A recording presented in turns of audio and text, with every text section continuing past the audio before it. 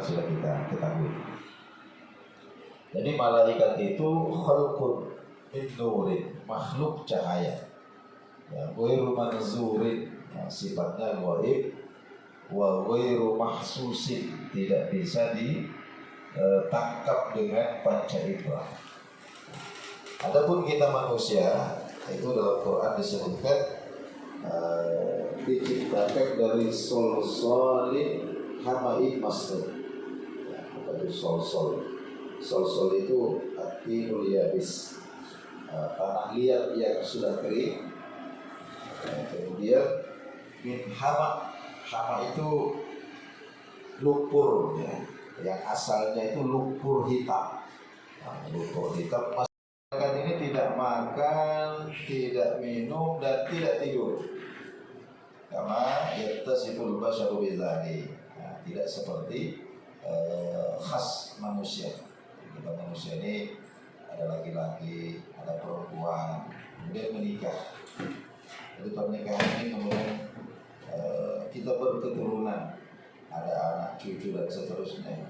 Kita butuh kepada makan, butuh minum, dan ya rata-rata butuh tidur, senang tidur. Nah, ini ciri khas manusia. Lalu malaikat itu tidak seperti itu.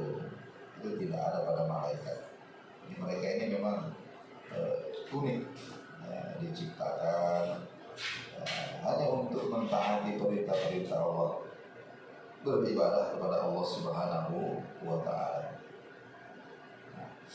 Kemudian yang ketiga,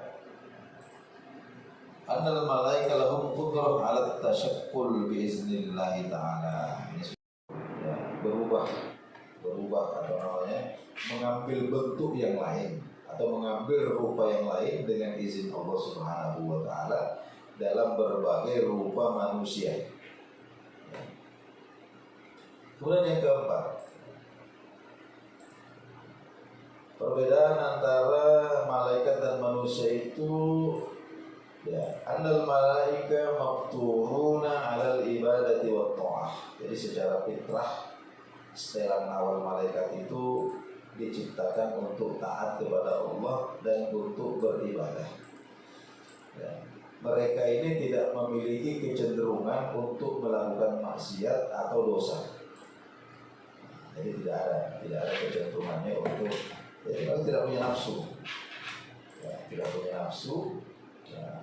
Adapun manusia ini, kita ini komplit, semua potensi ada. Karena memang kita ini diciptakan untuk diuji. Jadi manusia itu faqadaru tibat fihi naza'atun wa muyulun. Manusia ini punya dorongan-dorongan batin, punya keinginan-keinginan yang kita sebut sebagai al-hawa'un nafs, keinginan diri, keinginan batin, taj'aluhu ahyanan yamilu ila iqtirabil ma'asi, yang terkadang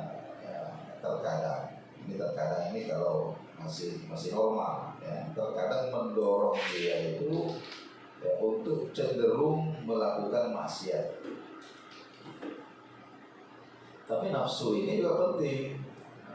Kalau tidak ada nafsu, ini kita tidak bisa membuat peradaban. Tidak ada keturunan kalau tidak ada nafsu. Oh, jadi bahwa fi sira'in mustamirrin baina nafsi wa baina syahawati. Jadi manusia itu, ya, sepanjang hidupnya itu akan selalu di dalam pergolakan, ya, antara bisikan hati nuraninya dan dorongan syahwatnya. Ya. Terkadang menanglah sisi yang buruk ini. Ya, yang buruk ini mengalahkan yang baik.